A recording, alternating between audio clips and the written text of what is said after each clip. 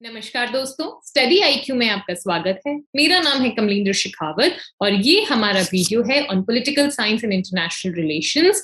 16 जनवरी को ऑप्शनल का पेपर था यूपीएससी स्टूडेंट्स के लिए। जो भी आईएएस का यूपीएससी का एग्जाम जिन्होंने लिखा है उनका ऑप्शनल का पेपर था 16 जनवरी को। एंड वही ऑप्शनल का पेपर 2 यानी PSIR, आपको जैसे पता है कि दो पेपर्स में है, पेपर 1 एंड पेपर 2। तो ये वीडियो है पेपर 2 के एनालिसिस का। यहाँ हम जो एक अभी हमारी सीरीज चल रही है वो नहीं कर रहे, हम यहाँ पे क्वेश्चंस के कंटेंट को डिस्कस नहीं करेंगे। हम यहाँ डिस्कस करेंगे क्वेश्चंस का लेवल क्या है, कितनी मार्क्स की जो वेटेज गिवन है पर्टिकुलर सिलेबस का जो टॉपिक है उसे डिस्कस करेंगे, किस तरीके की अप्रोच आपको उस पर्टिकुलर क्वेश्चन को आंसर करने के लिए, बेसिकली क्वेश्चन को एनालाइज करेंगे। प्रीवियस ईयर क्वेश्चंस कितने पूछे गए हैं उस क्वेश्चन से मिले जुले, राइट, वो सारी चीजें हम यहाँ डिस्कस करेंगे।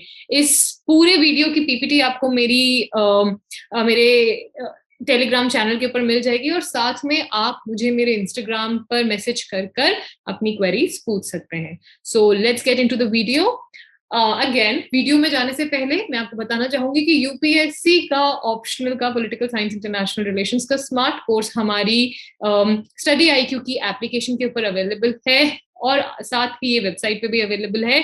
कंसेप्चुअल क्लैरिटी सबसे ज्यादा जरूरी है इस एग्जाम को निकालने के लिए। सो फॉर दैट कंटेंट क्या है, कॉन्सेप्ट क्या है सिलेबस के, उन्हें समझना जरूरी है। सो फॉर दैट मैं आपको बहुत स्ट्रांगली रेकमेंड करूंगी। इस साल के जो क्वेश्चंस भी देखे मैंने, आपको ये देखने को मिलेगा कि सभी कहीं ना कहीं हम लोगों के जो भी कोर्स अवेलेबल है आप लोगों के लिए वहीं से आए हैं क्वेश्चंस। साथ में हम करंट अफेयर्स को भी कवर करते हैं हमारे ऑप्शनल के स्मार्ट कोर्स में। So I would very strongly recommend कि आप इस कोर्स को अवेल करें। यहाँ पे आगे मैंने क्वेश्चंस सेपरेटली ऐड किए हैं पीपीटी में। यहाँ मैंने पेपर को पूरा ऐड किया है जिससे आपको समझ आएगा एग्जैक्टली किस तरीके का पेपर यूपीएससी देती है। तो this is the copies of the paper, ठीक है। पेपर 2 का 250 मार्क्स का आपको जैसे पता ही है, पेपर 2 होता है 250 ही मार्क्स का, पेपर 1 होता है 500 मार्क्स का टोटलिटी में होता है ये ऑप्शनल का पेपर, ठीक है। So very important to read the instructions, exactly किस तरीके के इंस्ट्रक्शंस होते हैं, वेरी वेरी इंपॉर्टेंट। देखिए नंबर 5 टू नंबर 1 एंड 5 ये कंपल्सरी क्वेश्चन है। प्रेस जो क्वेश्चंस हैं 3 क्वेश्चंस हैं, ठीक है, वो उसमें से एक एक क्वेश्चन करना है, राइट। सो साथ ही ठीक है, ठीक है, choosing at least 1 question from each section, ये भी ध्यान रखें, एटलीस्ट 1 क्वेश्चन ये भी पढ़ना जरूरी है। So you need to understand exactly क्या क्वेश्चन पूछा जा रहा है। 3 तो करने ही करने एटलीस्ट, ठीक है। सो इस तरीके से ये क्वेश्चन पूछा गया है, ठीक है। तो इंस्ट्रक्शंस आर वेरी इंपॉर्टेंट, ठीक है। So let's get into the video. हाँ, और ये भी ध्यान रखें जो पहला और 5वां क्वेश्चन है, पहला क्वेश्चन जो है ये आपको सेक्शन ए में मिलेगा, 5वां क्वेश्चन आपको सेक्शन बी में मिलेगा। Now let's get into the video guys. Again ये मार्क्स डिस्ट्रीब्यूशन है गाइज यहाँ पर, ठीक है। ये बताने की कोशिश की गई है कि कौन से टॉपिक से कितना यूनिट ऑफ क्वेश्चंस आ रहे हैं, मतलब कितना इंपॉर्टेंट है वो। तो आप देखें यहाँ पर 54, 54 एंड 54 कंपैरेटिव पॉलिटिक्स से 54 यूनिट क्वेश्चन पूछा गया है, ठीक है। ये हमने पूरा इसको डिवाइड करके पूरा एनालाइज किया है, मैं आपको इंपॉर्टेंस बताने की कोशिश की। Evolution of international economic order पर डायरेक्टली कोई क्वेश्चन ही नहीं पूछा गया है, राइट। सो पूरा डिविजन करने की कोशिश की हमने। पेपर 1 को भी एनालाइज किया था और उसमें देखा था बहुत इक्वली मार्क्स डिस्ट्रीब्यूशन था। यहाँ कहीं ना कहीं कुछ टॉपिक्स को वेटेज ज्यादा गिवन है, right. Now let's get into the question guys. सबसे पहला क्वेश्चन है discuss political economic approach to comparative analysis of politics. Easy question, political economic approach की बात करनी है आपको, उसको डिस्कस करना है जो प्रॉपर स्टैंडर्ड होता है। So I will call this question a direct one, easy fact based question है, ठीक है। प्रीवियस क्वेश्चंस आपको 2018, 15, 7 में ये क्वेश्चन इससे मिला जुला क्वेश्चन दिख जाएगा, right. Now political parties and pressure groups are sine qua non of democracy, as in political parties and pressure groups कहीं ना कहीं डेमोक्रेसी को एनहांस करते हैं। मिला जुला क्वेश्चन आपको 2016 में मिलेगा, right. So I will call this question a conventional, easy, direct fact based question, ठीक है। सो इसमें कुछ बहुत ज्यादा आपको एनालिटिकल अप्रोच लेने की जरूरत नहीं थी, मतलब ऑब्वियसली जरूरी है, आई वुडंट से कि मत लें, बट ठीक है। Now Marxist approach to study of IR has lost its relevance in the post cold war era, ठीक है। नाउ यहाँ इस क्वेश्चन को समझिए, Marxist approach to study of IR has lost, ठीक है। तो यहाँ पर मार्क्सिस्ट अप्रोच नहीं पूछी है, यहाँ बोला है कि इंटरनेशनल रिलेशन में मार्क्सिस्ट अप्रोच कहीं ना कहीं अपनी जो रेलिवेंस है वो खो चुकी है पोस्ट कोल्ड वॉर। आपको पता है कि यूएसएसआर एंड यूएसए का जब ये कोल्ड वॉर चल रहा था, खत्म हुआ, तो यूएसएसआर कहीं ना कहीं डिफीटेड था। एंड यूएसएसआर की जो आइडियोलॉजी थी, कैपिटलिज्म, लिबरलिज्म, वो एक तरीके से विनिंग, बोलते हैं ना, एक विनर के जैसे बाहर निकली थी। तो कहा जाने लगा कि मतलब कोल्ड वॉर के बाद मार्क्सिस्ट अप्रोच कहीं ना कहीं मतलब उसकी रेलेवेंस खो गई है। तो यहाँ आपको किस तरीके से आंसर करना है? आपको अग्री करना है कि भाई हाँ रेलेवेंस खो दी है, बट साथ में आपको लिखना है कि मार्क्सिस्ट एक ऐसी अप्रोच है जो बहुत इंपॉर्टेंट अप्रोच है। यहाँ पे लोगों के बारे में बात की गई है। कैपिटलिज्म जब आया था तब उसके बहुत ब्रूट रिजल्ट हुए थे, लेकिन कैपिटलिज्म में सुधार का भी क्रेडिट मार्क्सिज्म को ही जाएगा। तो ये एक ऐसी अप्रोच है जो कभी खत्म नहीं होगी। Getting it? सो यहाँ पे आपको इस तरीके से इस आंसर को एड्रेस करना है कि lost its relevance, may be countries जो है, जो कंट्रीज को बहुत डायर हार्टेडली फॉलो कर रही थी वो नहीं जीती, बट कंट्रीज ने इस अप्रोच के आने के बाद अपने जो ऑलरेडी प्रेजेंट अप्रोचेस थे उन्होंने सुधार लाया अपने अंदर जो नेगेटिव थे। Right? So you have to write it in a very balanced way इस क्वेश्चन को। ठीक है? नाउ ये प्रीवियस क्वेश्चंस पूछे गए हैं। Now what measures have been taken by the UN for its reforms? ठीक है, यूएन के रिफॉर्म्स के बारे में बात करनी है। ठीक है, कन्वेंशनल, डायरेक्ट, फैक्ट बेस्ड, बहुत सीधा क्वेश्चन है। आप अगर हमारा कोर्स लेते हैं तो आपको पूरा का पूरा रिफॉर्म्स के ऊपर एक प्रॉपर वीडियो मिलेगा, पूरा का पूरा उसके ऊपर एक हमने कवर किया है जिसमें हमने डिटेल में बात की है जो भी रिफॉर्म्स हुए हैं और जो भी रिफॉर्म्स डिमांडेड है। राइट? ये लास्ट ईयर क्वेश्चन, लास्ट जो भी ईयर्स में क्वेश्चन पूछे गए हैं वो हैं। Now discuss 5 proposals made by India in Glasgow summit. ठीक है, सो 5 प्रपोजल्स मेड बाय इंडिया। ये क्वेश्चन तो मैं इजी बोलूंगी क्योंकि ये इतना न्यूज में था ग्लासगो समिट। ठीक है, तो ये तो आई एम श्योर आपने कर लिया होगा। It is entirely current affairs का क्वेश्चन है, इसमें दिक्कत भी नहीं आई होगी, पूरा फैक्ट बेस्ड है, डायरेक्ट क्वेश्चन है। ठीक है, the post colonial state was thought as an entity that stood outside and above society as an autonomous agency. Explain. Right? So state in comparative politics, थोड़ा सा मैं इसको ना एनालिटिकल अप्रोच है कि यहाँ पे आपको पोस्ट कॉलोनियल जो स्टेट की थ्योरी है उसको हाईलाइट करना है, एंड देन एक किस तरीके से वो सोसाइटी के अबव थी। सो थोड़ा सा डिफिकल्ट क्वेश्चन है ये। Now discuss emergence of neo liberalism and it's basic tenants. Direct question, easy question, neo liberalism के बारे में बात करनी है, पूरा उसको अच्छे से डिस्कस करना है। यहाँ पे आप उसके नेगेटिव वेगेटिव सब कुछ इंक्लूड कर लो। ठीक है, now what is complex interdependence? Discuss the role of transnational actors in IR. ठीक है, सो डायरेक्ट क्वेश्चन है। ठीक है, कॉम्प्लेक्स इंटरडिपेंडेंस के बारे में बात करनी है, ट्रांसनेशनल एक्टर्स जो हैं उनकी क्या भूमिका है इंटरनेशनल रिलेशंस में, उसको डिस्कस करना है। Now explain impact of electoral system and cleavages in shaping party system with reference to the developing world. ठीक है, ये ऐसा क्वेश्चन हमने मतलब काफी नॉट एग्जैक्टली मिलता जुलता क्वेश्चन हमने पेपर 1 में भी डिस्कस किया था। सो पॉलिटिक्स ऑफ रिप्रेजेंटेशन का क्वेश्चन है। कंसेप्चुअल क्लैरिटी बहुत इंपॉर्टेंट है कि भाई इलेक्टोरल सिस्टम ने explain impact of electoral system and cleavages in shaping party system. Party system को किस तरीके से इलेक्टोरल सिस्टम ने एक तरीके से शेप किया है, प्रमोट किया है, उसको हाईलाइट करना है। Now what is globalization? Globalization का आंसर तो हम लोग ग्रेजुएशन से दे रहे हैं, so I would say easy question. ठीक है, मॉडरेट इजी क्वेश्चन बोल देते हैं कि भाई कौन कौन सी डिबेट्स एसोसिएटेड है। Right? And previous year questions भी आपको इसमें अच्छे खासे मिल जाएंगे। Now, critically discuss the decline of US as a hegemon. Now, this is a very interesting question. ठीक है, यहाँ पर ये क्वेश्चन भी एक्सपेक्टेड, मतलब जैसे ग्लासगो का क्वेश्चन है, ये आप एक्सपेक्ट करके चल रहे होंगे। ये क्वेश्चन की यूएस हेजेमनी को चैलेंज हो रहा है, तो यहाँ पे ये लिखना है कि how world is turning into a multipolar world and how China is challenging the hegemony of US. ठीक है, इसको हाईलाइट करना है आपको। राइट? तो ये क्वेश्चन एक्सपेक्टेड क्वेश्चन है, ये है आपका चेंजिंग इंटरनेशनल पॉलिटिकल ऑर्डर से, बट आपको इसमें बहुत सारा करंट अफेयर्स के बारे में लिखना है, क्योंकि we know just before the Covid शुरू होने से बिल्कुल पहले ही एकदम वर्ज पे थे यूएस एंड चाइना, एक दूसरे को चैलेंज करने के। We have to highlight all these things in this answer. ठीक है, सो आई होप ये भी इजी है। एंड साथ में आपको पता है कि सोवियत यूनियन भी इमर्ज हो रहा है। ठीक है, वापस जो है कहीं ना कहीं उसकी लॉस्ट लेगेसी है वो वापस आ रही है। सो ये इस साल का क्वेश्चन जो आपका 22 का पेपर लिखेंगे उसमें भी ये क्वेश्चन आना बनता है, घुमा फिरा के पूछेंगे बट आ सकता है। Right? So now the modernization thesis asserts that affluence breeds stable democracy. Now again this is an interesting question, heavy 20 marks का question. क्या कह रहा है कि modernization thesis asserts that affluence, ठीक है, जो affluence है संपन्नता, ठीक है, संपन्नता स्टेबिलिटी लाती है डेमोक्रेसी में, ठीक है.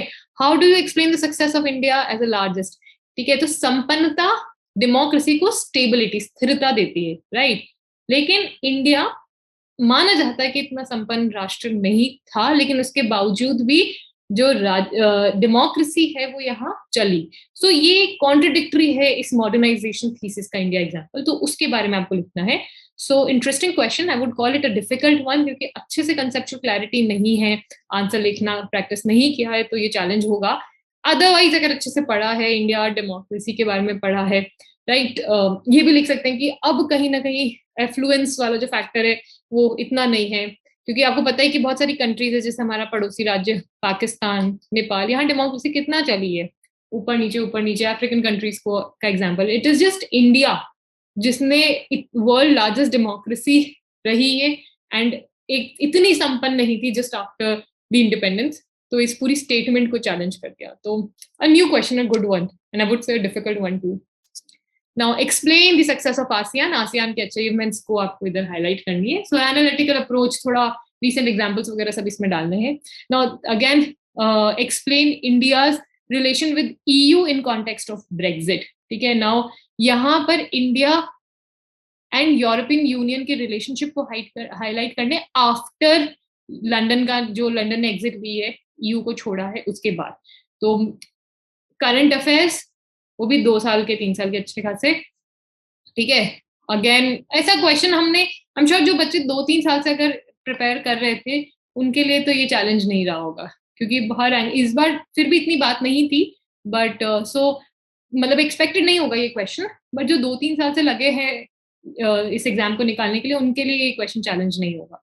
Now paper 2, again this is the entire marks जो भी डिस्ट्रीब्यूशन है कि कहाँ से पूछा गया है. So it is all about India and world, ठीक है. तो कहाँ से 81% इंडिया एंड साउथ एशिया से, और आप देखेंगे रीसेंट डेवलपमेंट, ये 54 यूनिट आपको यहाँ से दिखेगा. इनफैक्ट मैं तो ये बोलूंगी कि पूरा ही आप करंट अफेयर्स का ही डाल दें इसको, ठीक है. ये पूरा paper is all about current affairs, ठीक है. सो दिस इज, यहाँ ये इतनी इंपॉर्टेंस है, बहुत इक्वल इंपॉर्टेंस है, और हर जगह करंट अफेयर्स का कहीं ना कहीं रोल रहा है. तो आप इसको बढ़ा के चाहे 70 मान लीजिए, कितना रहा होगा, हर जगह आपको कहीं ना कहीं किसी ना किसी इशू को एड्रेस करना है.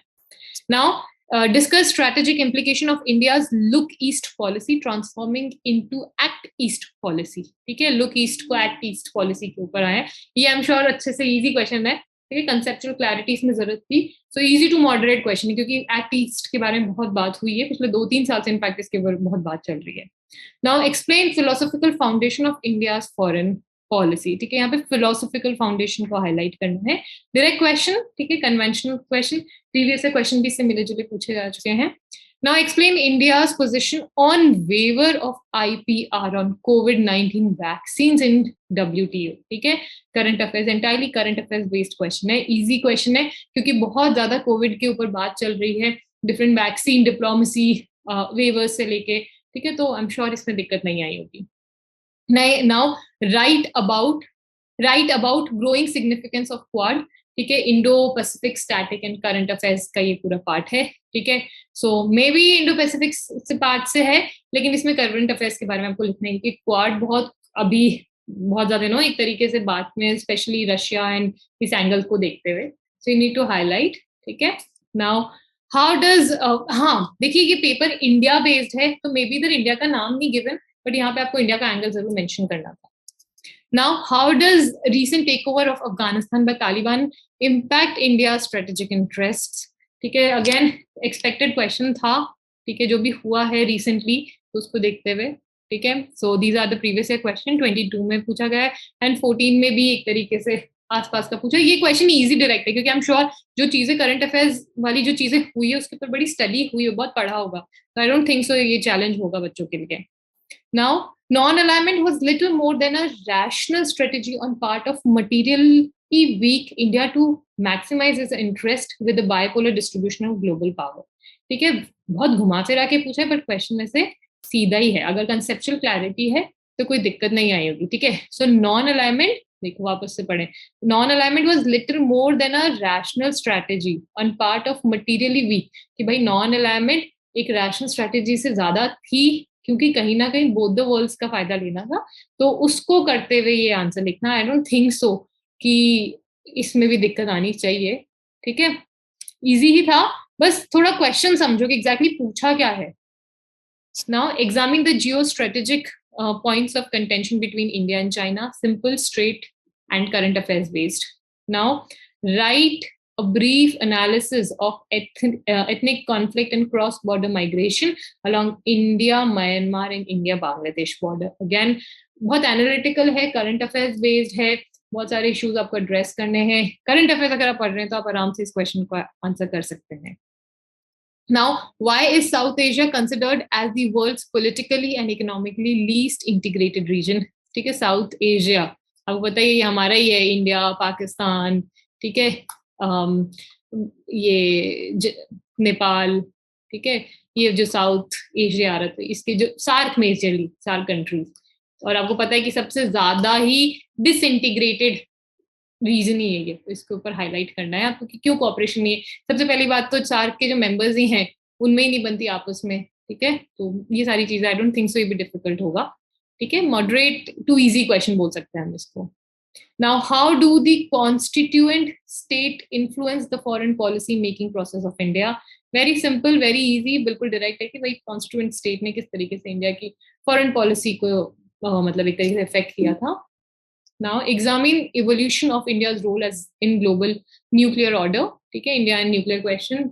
अगेन इधर आपको अच्छा खासा दिमाग लगाना पड़ेगा, क्योंकि मतलब यहाँ पर कंसेप्चुअल क्लैरिटी बहुत जरूरी है, ठीक है, कि India as a nuclear state, ठीक है, तो उसको देखते हुए, एंड जिसमें न्यूक्लियर एनर्जी के ऊपर जो पूरा है कि भाई एनर्जी में एंट्री नहीं है एक्सेट्रा, तो ये सारी चीजों को आपको देखना पड़ेगा। Now relation between India and Russia are rooted in history, mutual trust and mutual beneficial cooperation, discuss. इसके ऊपर तो हमारा आपको बिल्कुल करंट अफेयर्स का वीडियो भी मिलेगा हमारी ऐप के ऊपर, आप जरूर, तभी मैं बार बार एम्फेसाइज कर रही हूँ उस चीज के ऊपर, ठीक है। तो India and major powers, conventional direct, ठीक है, ये कहाँ से उठाया है? इंडिया एंड मेजर पावर से। I don't think so very difficult to answer, बस हाँ अभी रिसेंटली जो एक तरीके से यूएस एंड इंडिया के बीच में थोड़ा रिलेशनशिप अच्छा हो रहा है, तो कहीं ना कहीं जो रशिया है वो चाइना के साथ, अफगानिस्तान के अपने रिलेशनशिप जो रिसेंट डेवलपमेंट्स हुए हैं, आई एम श्योर आपने वो सारी चीजें इसमें हाईलाइट की होगी, ठीक है, तो उसके ऊपर देखते हुए करना था इसको कि भाई बहुत बैलेंस, इसको भी आई वाज एक्सपेक्टिंग आपने आंसर इसको बैलेंस तरीके से लिखा होगा, ठीक है, मतलब बहुत अच्छा खासा कंटेंट मिल सकता है आप इसमें कि भाई कैसे हम बहुत अच्छे बोलते हैं ना ऑल वेदर फ्रेंड्स थे, से लेके रिसेंटली जब इंडिया का रुझान यूएस की तरफ हो रहा है, तो चाइना कहीं ना कहीं रशिया अपना रिजॉर्ट चाइना में ढूंढ रहा है, ठीक है, प्लस रशिया का स्टैंड तालिबान के ऊपर, तो आई एम श्योर आप ये कर सकेंगे। क्वाड हो गया, ऑकस हो गया, उसको ही सपोर्ट नहीं कर रहा, ठीक है, तो आई एम श्योर आप ये लोग कर लेंगे। Now discuss SDG sustainable development goal as set by UN, ठीक है, कंसेप्चुअल क्लैरिटी इंपॉर्टेंट, ठीक है। Now identify drivers of India's new interest in Africa, again easy direct, previous question पूछे गए हैं, so paper was quite easy, जिसने ज्यादा अच्छे से लिखा होगा ज्यादा मार्क्स लिए होंगे। So thank you so much for guys, आप हमें इन नंबर पे कांटेक्ट कर सकते हैं।